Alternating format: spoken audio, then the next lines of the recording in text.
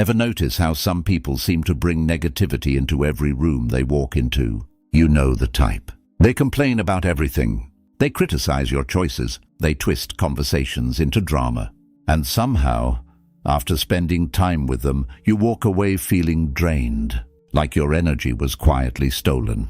Here's the uncomfortable truth. Most people deal with toxic people the completely wrong way, and it actually makes the situation worse. But the strategies I'm about to show you change that dynamic completely. Today, I'm breaking down 5 powerful ways to handle toxic people without losing your peace, without getting dragged into drama, and without sacrificing your self-respect. And pay close attention to number 4, because it's something toxic people absolutely hate, but it works almost instantly. Let's dive in. 1. Stop feeding their drama. Let's start with something simple but extremely powerful. Stop feeding their drama. Toxic people thrive on emotional reactions. They want arguments. They want you to defend yourself. They want you to get frustrated, because drama is their fuel. And the moment you react emotionally, you've stepped into their game.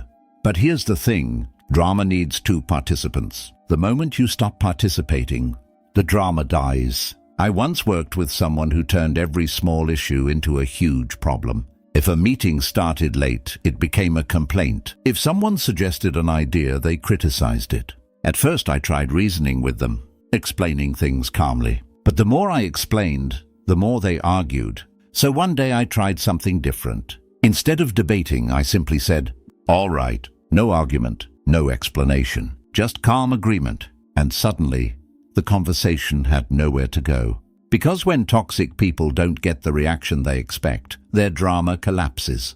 Remember this, drama can't survive without an audience. Now let's talk about something toxic people absolutely hate: boundaries. Toxic people often assume one thing, that your patience is unlimited. They believe you'll always listen, always tolerate their behavior, and always forgive whatever they say or do.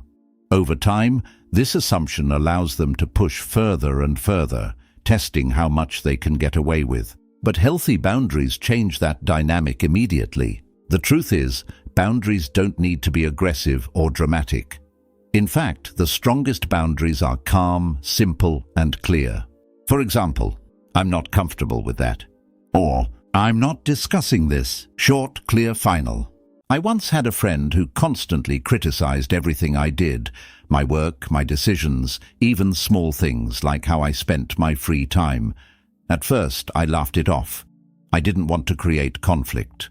But eventually, I realized something important. If you never set boundaries, people assume there aren't any. So the next time it happened, I calmly said, "I'm not interested in that kind of conversation." And then I changed the topic. No anger, no argument, just a clear line. And something interesting happened. The criticism slowly stopped, because once people realize they can't push you endlessly, they stop trying. Remember this: what you tolerate teaches people how to treat you. Now this one can completely change how you deal with toxic people. Don't take their words personally. Toxic people often say things that sting. They criticize, they insult, and sometimes they make passive-aggressive remarks designed to provoke a reaction. Our first instinct is to internalize those words, to wonder if there's truth behind them, or to feel the need to defend ourselves. But here's something important to remember. Toxic behavior usually says more about them than it does about you. People who feel insecure often project their frustration onto others. They criticize because they feel inadequate. They attack because they feel threatened. They belittle others because it gives them a temporary sense of superiority. The Stoic philosopher Epictetus taught that insults only harm us if we accept them as truth. If we refuse to internalize them, they lose their power. I once had someone tell me I was too ambitious and that I should lower my expectations. At first it bothered me, but later I realized their comment wasn't about my goals. It reflected their fear of pursuing their own. When you understand this, something powerful happens. Their words lose their weight. Remember this: hurt people often try to hurt people, but that doesn't mean you have to carry their pain.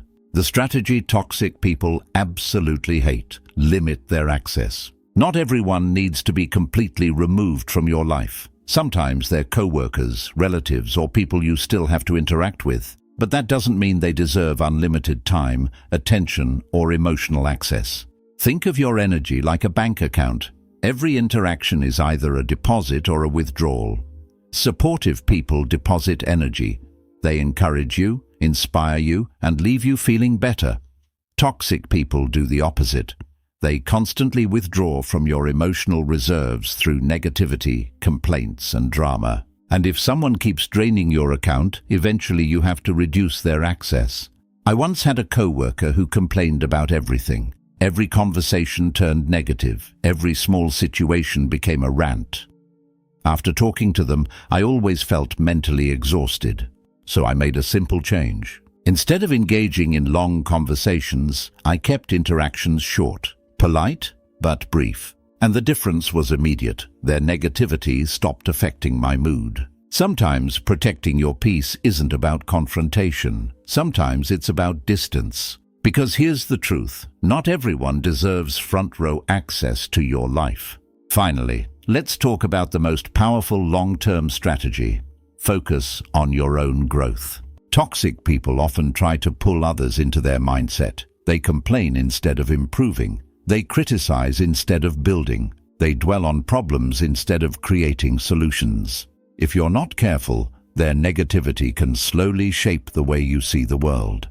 But the moment you shift your attention toward growth, everything begins to change. When you're focused on your goals, your progress, and building a better life, toxic negativity starts to fade into the background. It becomes less important because your energy is invested in something meaningful. I noticed this when I started spending more time on personal development and purposeful work. The drama that once felt overwhelming suddenly seemed small and insignificant. Because when you're busy building your future, you simply don't have the time or emotional energy to participate in toxic cycles.